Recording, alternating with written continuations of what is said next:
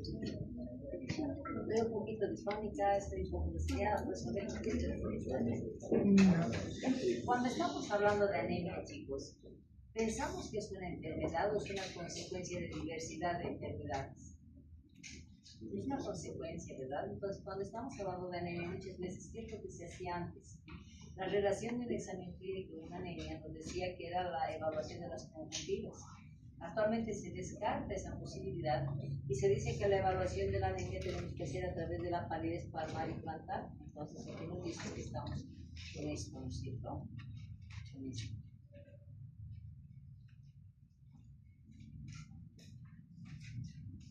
Entonces, ¿en base a qué se considera un paciente que está con anemia? ¿Qué es lo que se altera en el organismo para hablar de una anemia? ¿Cuál es nuestro marcador para hablar de anemia? Hemoglobina. Es la disminución de la hemoglobina. Entonces, dentro del concepto de anemia, el griego que significa sin sangre, lo que quería decir que había, no era en sí el componente de sangre, sino la variabilidad de los componentes de la sangre, y estamos hablando principalmente de la hemoglobina y el hematocrito.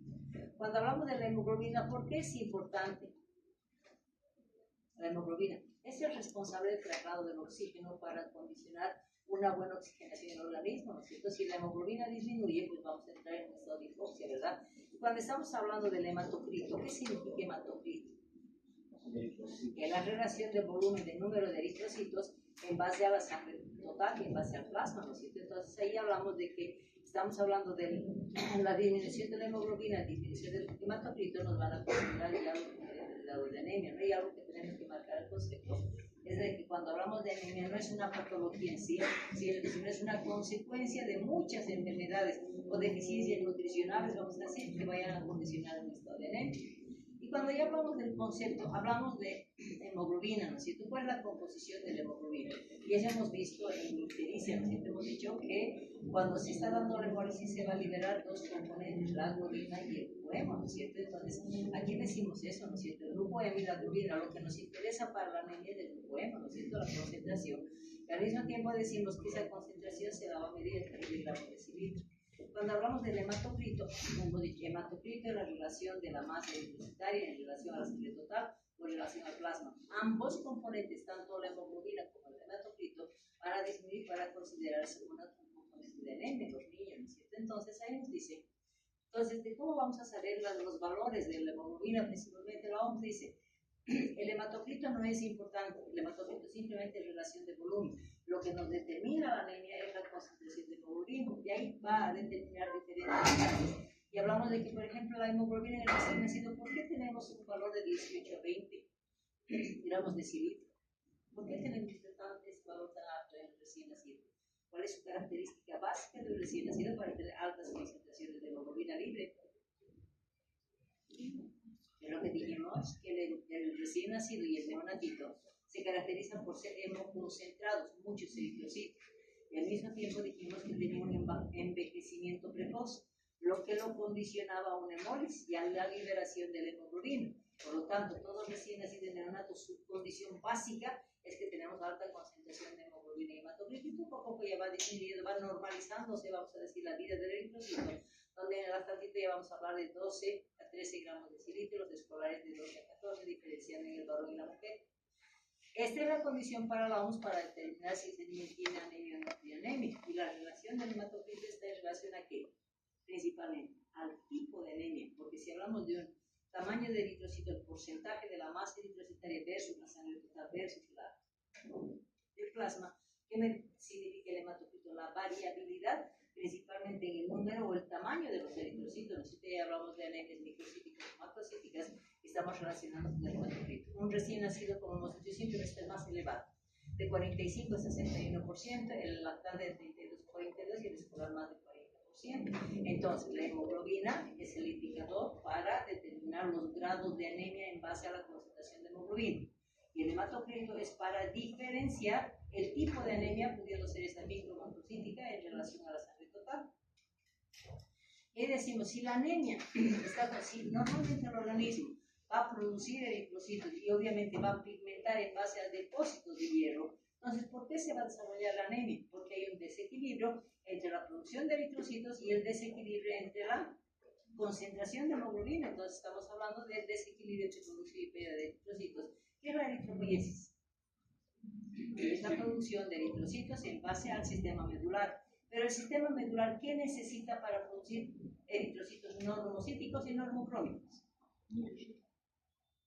Los depósitos de hierro, ¿no es cierto? Entonces es importante la condición de depósitos y estamos hablando ya de la etapa postnatal, cuando se establece la primera condición de llenado de depósitos, si es que quieren, para que ese niño después del nacimiento no vaya a desarrollar anemia. ¿Qué es lo que hace? El recién nacido, por eso se dice, ¿no? Se tiene que hacer este procedimiento, ¿para qué? Para evitar la anemia de lactante. Y posteriormente, cuando ya pasó en la edad del lactantito menor principalmente, se empieza la suplementación de hierro precisamente para evitar la anemia, ¿no es cierto? Entonces, ¿qué se hace para disminuir la anemia, la probabilidad de anemia en el lactante menor de 6 meses? La ligadura de cordón, cuando llevamos la atención del recién nacido dijimos, ¿no es cierto? Se tiene que hacer ligadura tardía de cordón precisamente por el objetivo de llenar depósitos, porque ese niño hasta los 6 meses no va a consumir hierro, no podemos darle hierro, pese a que la mamá le va a dar en proporciones menores, pero se dice que la ligadura tardía de cordón va a ser para llenar depósitos de hierro para prevenir la anemia del lactante hasta los 6 meses.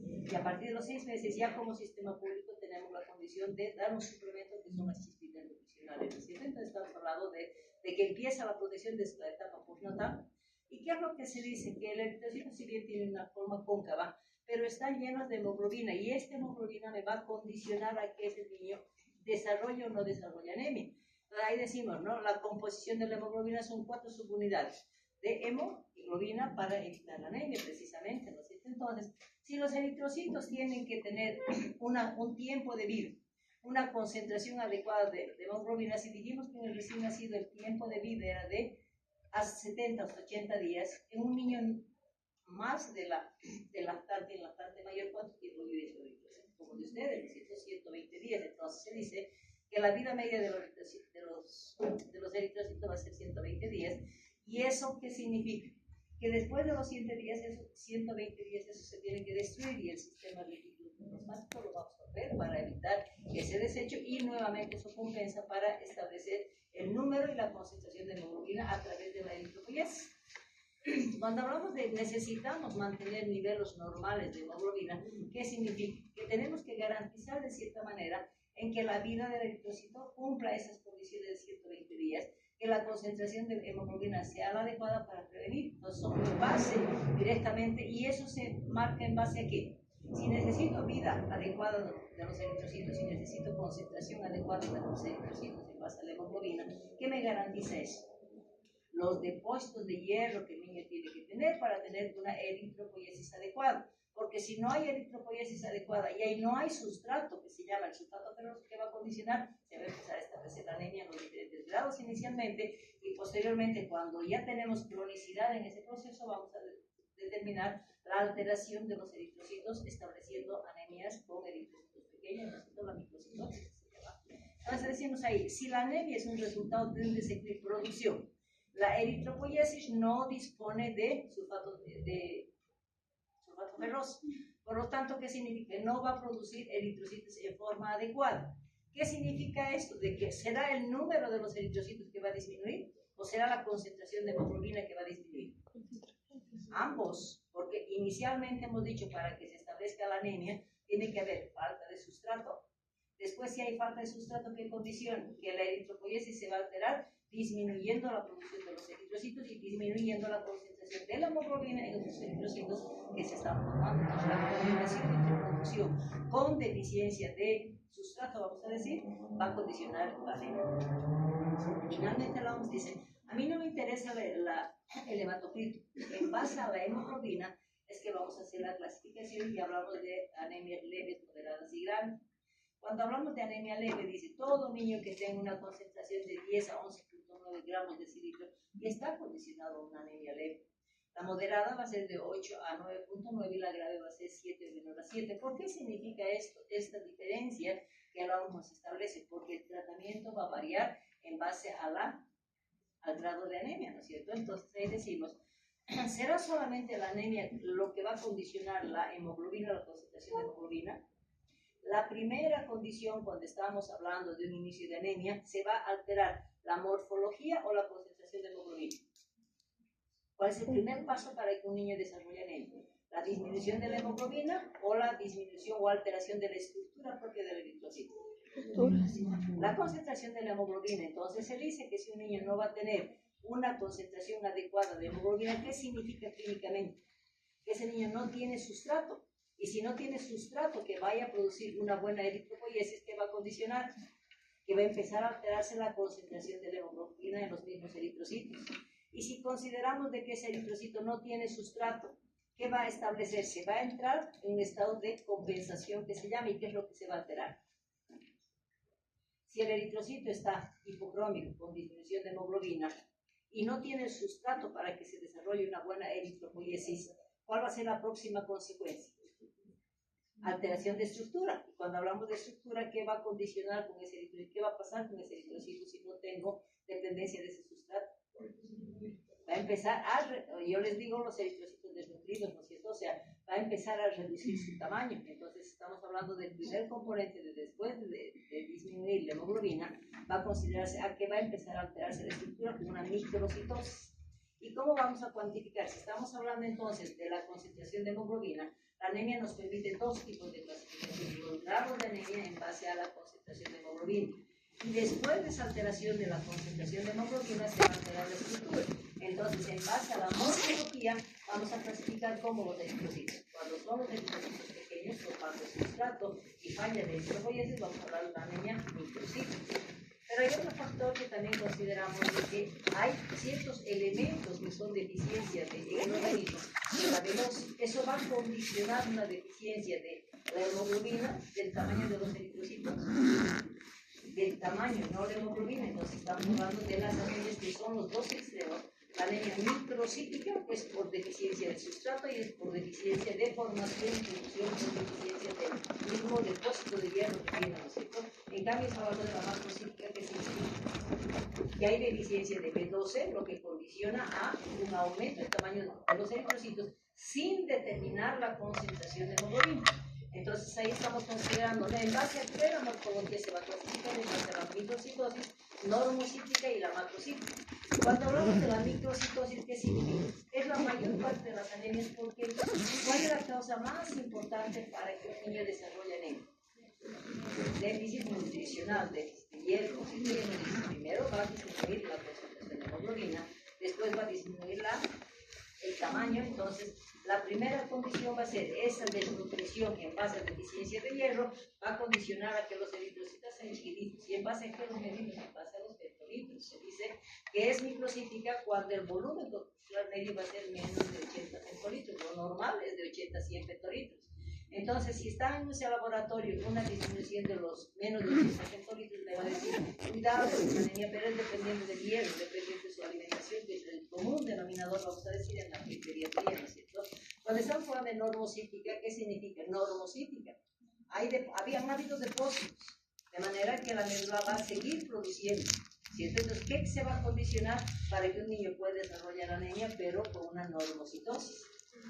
Pérdidas agudas de sangre, ¿no es cierto? Entonces, directamente, si es un niño que ha tenido una hemorragia, entonces, como él tiene sustratos y tiene depósitos llenos, mismo con las pérdidas de sangre va a empezar a producir más eritrocitos, pero por la dependencia de sustrato van a ser normocíticos. Entonces, está relacionado con pérdidas de sangre normalmente, ¿no es cierto?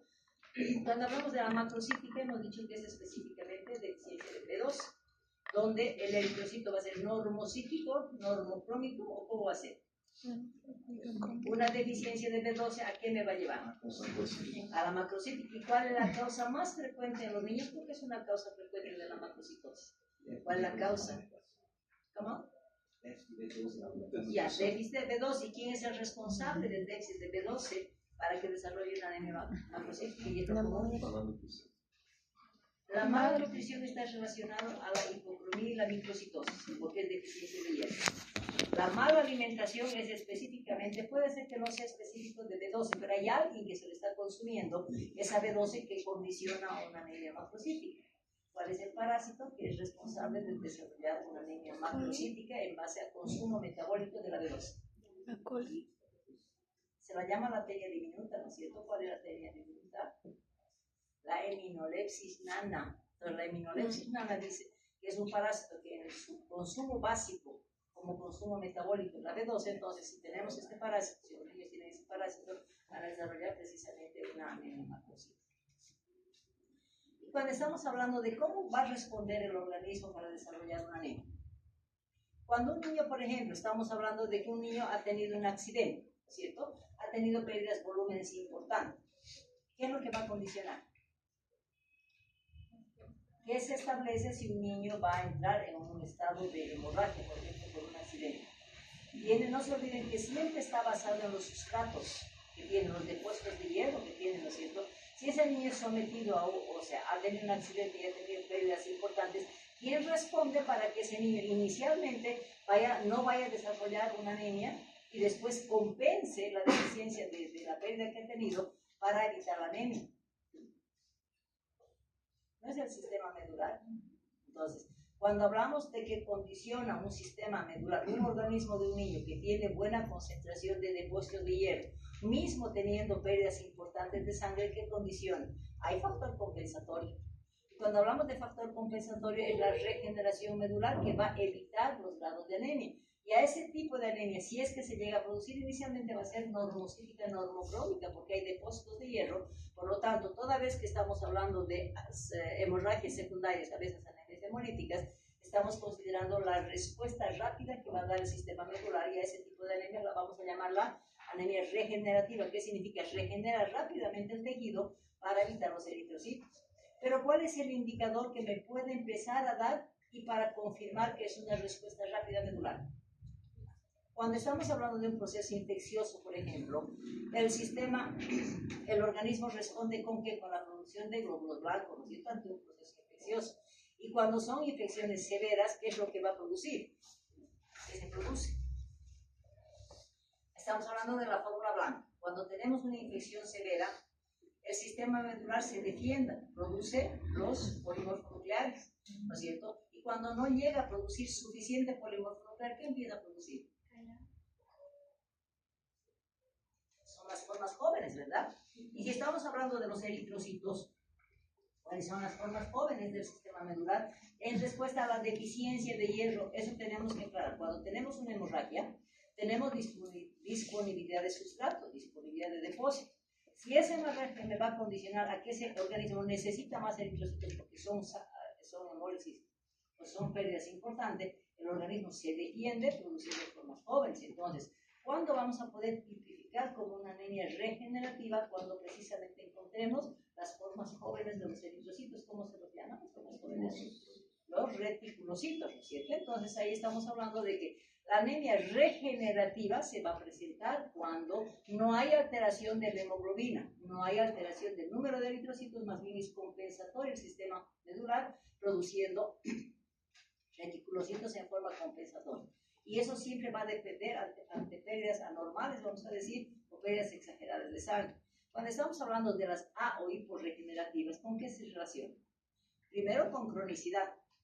Segundo, con desnutrición. ¿Qué significa esos dos factores que son importantes? La base de las anemias A regenerativas o hiporregenerativas, ¿cuál va a ser? Si está relacionado con la desnutrición principalmente, la falta de depósitos, ¿no es cierto? Entonces, si hay falta de depósitos, ¿cómo responde el sistema medular? Ya no estamos hablando de que hay producción de reticulocitos, porque aquí no va a haber factor compensatorio. Entonces, ¿qué significa? ¿Qué va a ser? Inactiva o disminuye. Por eso se llama hiporeactiva, hiporegenerativa o arregenerativa. Significa que la falta de sustrato va a hacer que ese sistema medular se acostumbre a no producir eritrocitos normales, a no producir eritrocitos en número suficiente, y como consecuencia vamos a tener que van a ser eritrocitos hipocrómicos, ¿no es cierto?, con déficit de hierro. Entonces, ahí vamos a diferenciar los dos tipos de anemia ante un accidente, pérdidas masivas, o una deficiencia en la desnutrición, y estamos hablando de las anemias ya en base a grados, ¿no es cierto? Cuando hablamos de cuáles son las causas en pediatría que van a ser las responsables de anemia, siempre decimos que todo niño que es desnutrido va relacionado con anemia. Entonces, el déficit nutricional, la dieta inadecuada, es importante. Cuando estamos hablando de la prematurez, ¿por qué será que los prematuritos van a desarrollar anemia? Y precozmente. ¿Y cordón? ¿Por qué? tuvieron el tiempo de llenar depósitos de hierro y tuvieron oportunidad de tener la ligadura tardía de cordón. No, por lo tanto son aquellos niños en que no van a tener disponibilidad de sustrato. Cuando hablamos de las hemorragias retroplacentarias, ¿qué significa?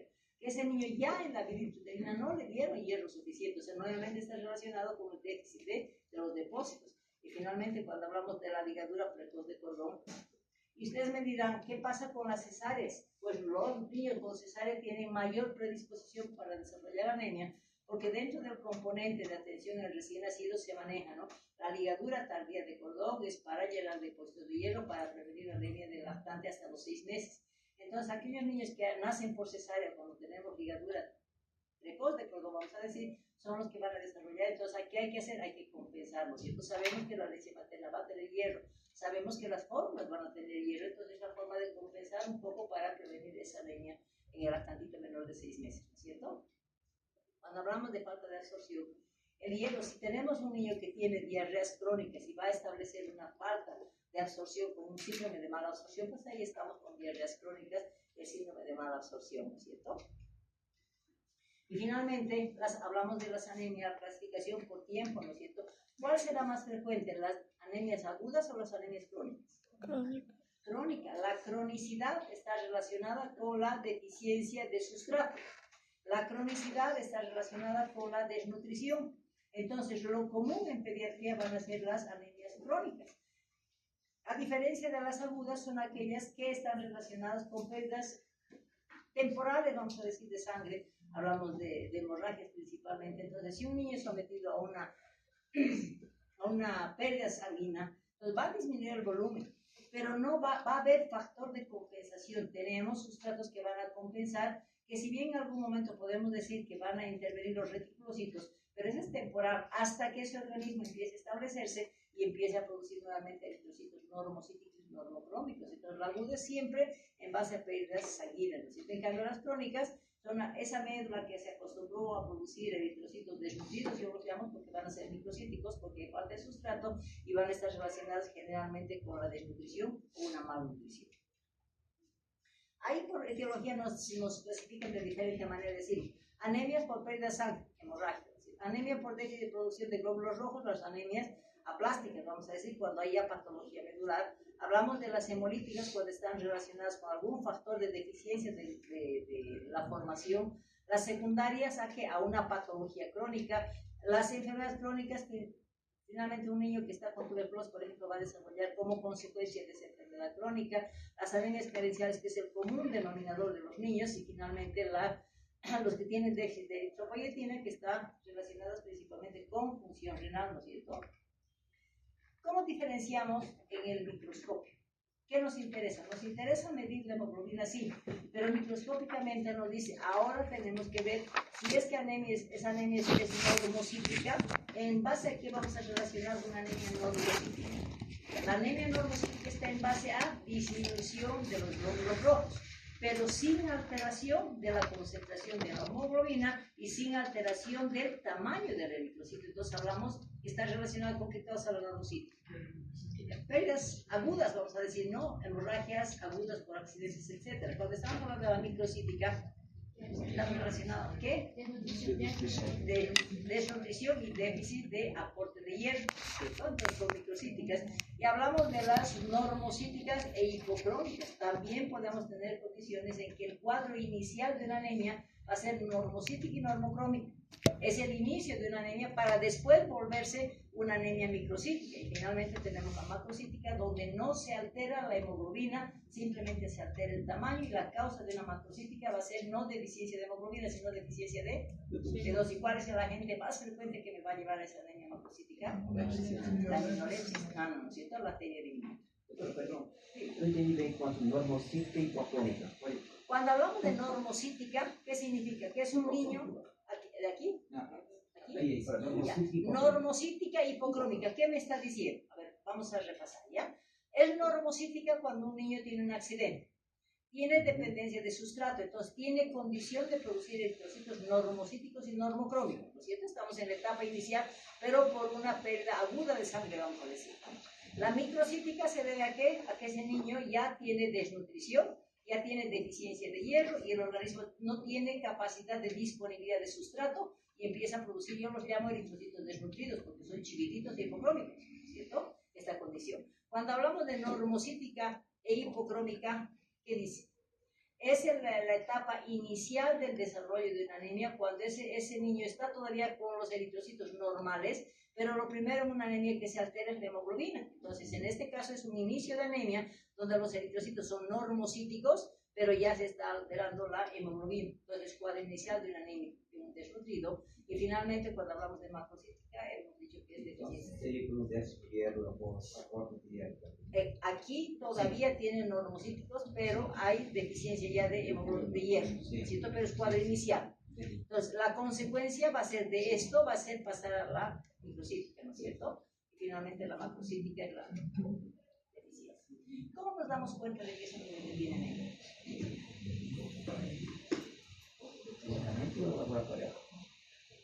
Mi pregunta es, ¿la anemia, el diagnóstico de la anemia es clínica o laboratorial? Laboratorial. Es laboratorial para definir grados. La clínica es sospecha. Entonces, cuando estamos hablando de la anemia clínica, ¿qué consideramos? ¿Qué manifestaciones clínicas? ¿Será algo específico para la anemia o será una condición inespecífica que me vaya? ¿Qué es la mamá lo que primero dice cuando piensan que su hijo tiene anemia? Está pálido.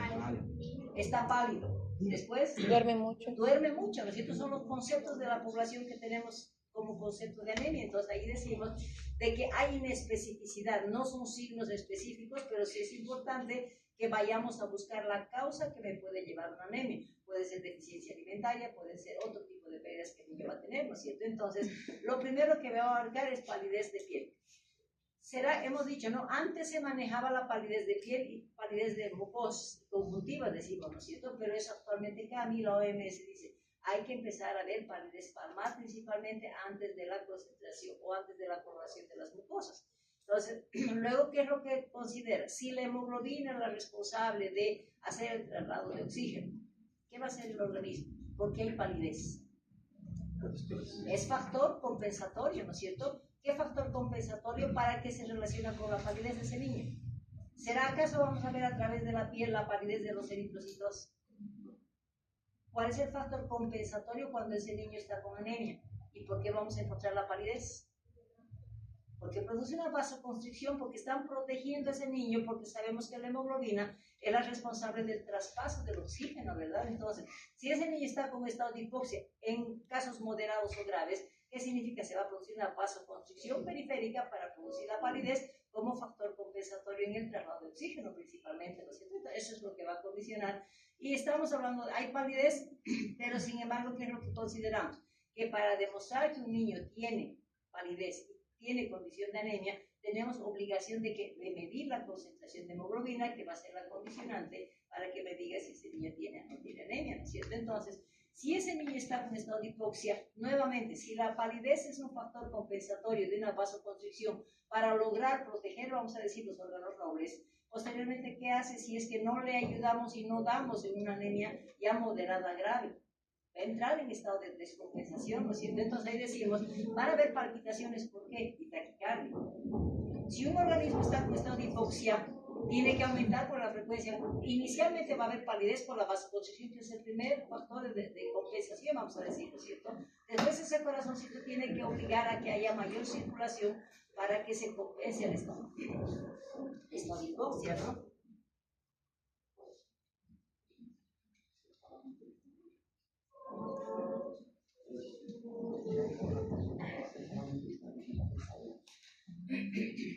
Entonces decimos que la palpitación y la taquicardia es un factor compensatorio.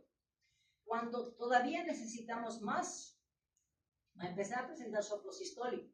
Y finalmente, como el estado de hipoxia está marcando, ese niño va a tener disnea al esfuerzo y va a tener una taquipnea, ¿no es cierto? Entonces, todo esto, ¿a qué responde? Factor compensatorio directamente, porque la hemoglobina es la responsable del traslado del oxígeno, y la hipoxia que se establece en el organismo, pues va a tener que evidenciar esta condición. Entonces, me va a indicar, dependiendo del grado de anemia, me va a indicar la gravedad o la no gravedad de la sintomatología compensatoria, principalmente para que ese niño tenga una buena etapa. Las alteraciones cardíacas, finalmente, que hacen incluso el corazón va agrandando, ¿no es cierto? Tiene mayor fuerza, tiene hipertrofia principalmente ventricular para llegar a muchas veces a un corazón tan grande para que entre un estado de descompensación. Estamos hablando de las anemias graves principalmente, ¿no es cierto? Otra característica es que este niño va a estar irritable. Otro marcador fuera de la condición de somnolencia o la palidez que la mamá dice, el niño está durmiendo mucho, ¿no es cierto? ¿Por qué está durmiendo? Porque condiciona que ese niño está con estado de fatiga por estado de hipoxia, condiciona que está todo el tiempo cansado, anoréxico, y finalmente todo el proceso de significado clínico de una anemia va a estar marcada precisamente por el grado de hipoxia tisular que se va a dar en el organismo. Cuando hablamos de las anemias crónicas, ¿quién es el que va a sufrir una anemia crónica? Nuevamente estamos hablando de estado de hipoxia. Sistema nervioso central, ¿no es cierto? Entonces decimos que la disfunción neurológica va a condicionar aquí incluso el retraso en la pubertad, vamos a decir, entonces la anemia es una complicación, vamos a decir, del estado de deficiencia de hemoglobina, de la producción de eritrocitos, del traslado que va a dar o el transporte de oxígeno y va a repercutir siempre en el sistema nervioso central. Entonces la hipoxia siempre va a marcar el problema del aprendizaje, ¿no es cierto? Y lo que más marcamos nosotros es palidez, ¿no es cierto? Eso se marca como clínico. Entonces, si estamos hablando del diagnóstico, estamos viendo un niño que está pálido, que la mamá dice está inapetente, se cansa demasiado cuando corre, entonces, ¿qué vamos a hacer? Vamos a examinar, ¿no es cierto? ¿Y qué vamos a examinar? Primero, como clínica, palidez, hemos dicho, la OMS dice ahora es palidez palmar y plantar, ¿no es cierto? ¿Y a partir de cuántos gramos de cilindro de hemoglobina va a significar que haya una clínica? Menos de 8. Hasta 8, ¿no es cierto? Menos de 8, entonces ya me dice, ya hay sintomatología compensatoria. Más de 8 ya vamos a tener la condición de que solamente clínica vamos a encontrar para que ese niño sea diagnosticado probabilidad de anemia. ¿Cuál es el examen básico que me va a pedir para el diagnóstico de la anemia? El hemograma, ¿no es cierto? ¿Por qué es importante el hemograma? ¿Qué aspectos vamos a evaluar en un hemograma? ¿Qué partes del hemograma tenemos para una evaluación de anemia? La serie roja, número de eritrocitos, ¿qué más? La concentración de hemoglobina, concentración de hematocritos. Si les pregunto y les digo, ¿la concentración de la hemoglobina para qué me sirve? ¿Para qué sirve medir la concentración de hemoglobina a través del hemograma? ¿Para qué nos sirve? Medir la concentración de hemoglobina en un hemograma. Para clasificar el grado de anemia. ¿Para qué me sirve el hematocrito? Para tipificar el tipo de eritrocito. ¿No es cierto? Hemos dicho la microcitosis, la macrocitosis, la normocitosis. Entonces el hemograma me sirve tanto como el volumen corpuscular medio y vamos a ver los componentes, ¿no es cierto? Entonces, ¿será importante el hallazgo de reticulocitos?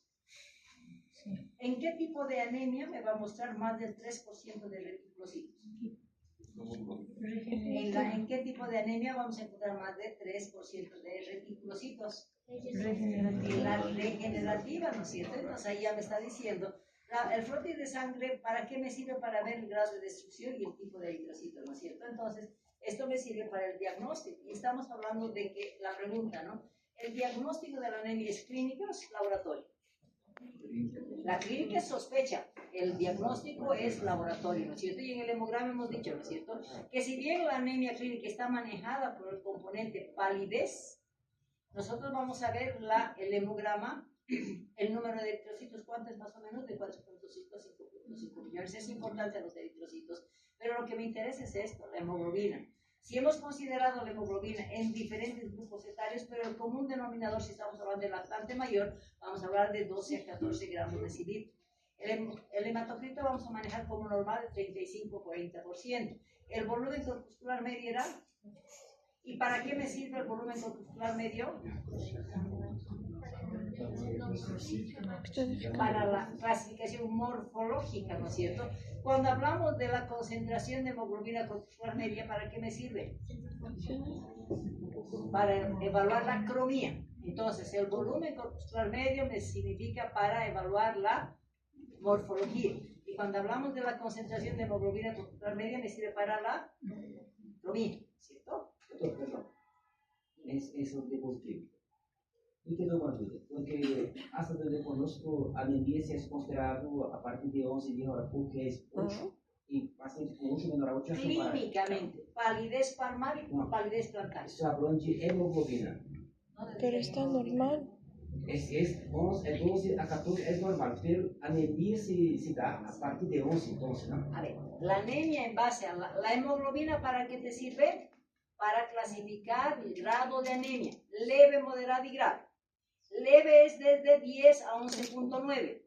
Desde 8 a 9.9 es la moderada y de 7 a menor es grave, ¿cierto? Entonces la hemoglobina, si lo normal es de 12 a 14 grados, lo normal, entonces la disminución te va a determinar los grados de anemia, leve, moderada y grave. O sea, abajo de 12, Abajo, el 12 a paciente 14. está con anemia moderada. Exactamente. De Perfecto. 10 a Leve. 11.9 es leve, ¿no es cierto? Entonces, esto es lo normal. El hematocrito, si normalmente tiene que tener un 35 o un 40%, ¿para qué me sirve el hematocrito? Por eso les pregunto. Para clasificar la anemia en base a morfología. La microcitosis va a disminuir el tamaño del hematocrito. La macrocitosis me va a aumentar el volumen, ¿cierto? Cuando hablamos del volumen corpuscular medio, ¿para qué me sirve? Volumen corpuscular medio. Es más, no, es relación con el hematocrito, ¿no es cierto? El hematocrito, si va a evaluar la morfología, el volumen corpuscular medio también está relacionado con la morfología. Cuando estamos hablando de la concentración de hemoglobina, esto es pigmento, está relacionado con la hemoglobina. Entonces, ambos factores tienen que estar relacionados para disminuir o la morfología o la hemoglobina. ¿No es cierto? ¿Está claro esto? Ajá. Entonces, ¿qué hacemos con un niño? ¿De qué depende el tratamiento de una anemia? Depende del grado y el tipo, ¿cierto? Entonces, estamos hablando de que la gravedad de la anemia y cuál fue su origen, ¿no es cierto? Entonces, ahí estamos hablando de un sistema público donde si se dice que por práctica común tenemos la ligadura tardía de cordón, que se va a hacer en los niños para proteger la anemia hasta los 6 meses, ¿a partir de qué edad se hace la prevención de la anemia? Porque se considera que la alimentación complementaria no va a tener mucho suplemento de hierro, ¿no es cierto? A partir de los 6 meses, entonces, ¿qué es lo que se da en el sistema público para prevenir? Chispitas. Las chispitas, ¿cuántos miligramos tienen de hierro? 12.5. 12.5 miligramos de hierro, ¿no es cierto? ¿Y cuánto tiempo vamos a dar como prevención? ¿Cuánto tiempo se administra como prevención de anemia? A través de las 3 chispitas. meses. Son 60 sobres que damos, ¿no es cierto? Entonces, significa que van a ser 2 meses. ¿Por qué se da 2 meses? Y está relacionado también con el grado de anemia. Porque si estamos hablando de que un niño necesita para su eritropoiesis adecuada llenar depósitos, y vamos a considerar que ese niño está con deficiencia de depósitos, se dice que el primer mes de chispitas va a ir a fortalecer esos depósitos y a que ese niño tenga llenos los depósitos para protegerlo para un año, ¿no es cierto? Y si es que estamos hablando del segundo mes, ¿qué significa? Que le estoy dando el suplemento necesario para empezar a formar eritrocitos normocíticos normocrómicos. Entonces, una prevención vamos a considerar siempre los 2 meses. El primero es para llenar sustrato y el segundo mes simplemente complementos de la complementación nutricional, vamos a decir, para evitar la anemia, ¿no es cierto? Entonces, va a depender de los medicamentos que vayamos a usar, los cambios en la dieta y la anemia carencial, que es la más frecuente, hemos dicho, en base a las chispitas. Antes se manejaba el sulfato ferroso, actualmente ya manejamos como sistema público solamente las chispitas, ¿no es cierto? Entonces, ahí dice, ¿de qué depende el tiempo de administración de hierro? Depende del grado de la anemia. Estamos hablando de que, por ejemplo, una anemia leve, vamos a dar 2 meses, ¿no es cierto? Es lo que se llama la prevención, vamos a dar 6 meses con control de hemograma cada mes para ver la reversión de la concentración de hemoglobina. Entonces vamos a manejar 2 meses. ¿Por qué 2 meses? Porque vamos a llenar el sustrato que se llama y posteriormente ya la dosificación para evitar que ese eritropoiesis tenga alteración de hemoglobina. Cuando hablamos de la moderada, vamos 3 meses. ¿Por qué? Porque no se olviden que los eritrocitos van a cambiar en cuánto tiempo su estado de concentración de hemoglobina. 120 días. Entonces, ¿qué es lo que yo tengo que darle? Tengo que darle 3 meses porque tengo que esperar a que esos eritrocitos se vuelvan normocíticos, normocrónicos. Entonces, vamos a ver primero, dar el sustrato, fortalecer el sustrato y lograr que ese eritrocito tenga el cambio total de lo que son los eritrocitos si son hipocrónicos o microcíticos, ¿no es cierto? Entonces hablamos de los 3 meses. Y en la grave, ¿será que voy a volver a darle solamente sulfato ferroso? No. ¿Qué tengo que hacer? Transfusión. Ahí yo tengo que reponer lo que su organismo no está condicionado a producir, ¿no es cierto? Entonces estamos hablando de transfusiones. Vamos a hacer la transfusión de sangre total o de concentrado globular. Concentrado globular, ¿no es cierto? Vamos a hacer una transfusión de sangre y después de la transfusión de sangre, lo único que estoy haciendo es reponer eritrocitos con la concentración y son eritrocitos normocíticos normocrómicos. Pero eso no quiere decir que ya con esa concentración de eritrocitos que le estoy dando vaya a recuperar y vaya a formar de ahí en adelante los eritrocitos normales. Entonces tengo que nuevamente darme la tarea de llenar los sustratos y cubrir las necesidades. Entonces ahí decimos que si se va a hacer la transfusión y se va a dar 3 meses de sulfato ferroso. ¿Con qué motivo? Siempre almacenar hierro en los depósitos para lograr una eritropoiesis adecuada, ¿no es cierto? Y cuando estamos hablando de la anemia megaloblástica, allá no necesita de hierro porque la deficiencia es de B12, entonces ahí vamos a considerar que le voy a dar 1 a 2 miligramos día para corregir el tamaño de los eritrocitos y obviamente como la causa más frecuente es la heminolepsis nada, entonces voy a eliminar la heminolepsis para que ese niño ya no utilice su propio metabolismo y logremos corregir, ¿cierto? É verdade que também inibidor de bom hipotálamo pode causar essa anemia também? Todos los Por factores, desequilíbrio estatólico. todos los factores que vayan a llevar a una disminución en la dotación o en el consumo de la B12 del propio organismo van a desarrollar siempre una anemia megaloblástica. La deficiencia de B12 es la característica, ¿ya? Y hablamos del sulfato ferroso que si bien damos en una concentración de 12 miligramos todos los días, ¿por qué aquí se dice que van a ser 6 miligramos kilo peso día? ¿Será que se dosifica el hierro en miligramos? Que si bien se determina en la literatura, pero sabemos que el sulfato ferroso principalmente, ¿cuánto es el grado de absorción que tiene en una alimentación o en la propia dotación de las chispitas nutricionales? 20 a 30% no más. Entonces, no hay una absorción total, por lo tanto, lo que nos garantiza la prevención de la anemia es el tiempo que le vamos a dar y con la absorción continua que se va a dar del sulfato ferroso que está hablando. ¿Cuál es la base más importante? Que si bien vamos a dar sulfato ferroso, pero si un niño tiene un mal hábito alimentario, después de darle los 2-3 meses, ¿qué va a pasar con ese niño? Va a volver a incurrir en ese mismo problema. Entonces, no solamente tenemos que manejar el tratamiento medicamentoso, sino también tenemos que establecer estilos de vida diferentes. Y dentro de los estilos de vida es alimentación principalmente, ¿no es cierto? Y estamos hablando de las carnes rojas, hablamos de las vísceras, del hígado principalmente, y todo lo que son vegetales verdes, espinacas, ¿no es cierto? ¿Qué es lo que la mamá dice? Y esto es lo que tenemos que manejar. El cansancio y la palidez es sugestivo de anemia. El incremento de sueño es sugestivo de anemia, pérdida de apetito y pérdida de mareos. Entonces, ¿qué me dice eso? Entonces, todo esto me está diciendo de que ese niño tiene probabilidad de estar anemia. No es lo único que va a condicionar, descartar todas las patologías, pero si estamos considerando que es un niño, entre comillas, sano, pero que tiene esta sintomatología, pues vamos a sospechar. ¿Qué tenemos que hacer cuando veamos un niño que está mal en el colegio, está hipoactivo, sueño? ¿Qué tenemos que hacer? ¿Cuál es el medio de diagnóstico de la anemia? Hemograma, y el hemograma nos va a tipificar por grados y nos va a tipificar por morfología, ¿no es cierto? Y de hecho condicionar al cambio de alimentación, ¿no es cierto? Es un tema y suerte de que usted te vaya a dar. ¿Alguna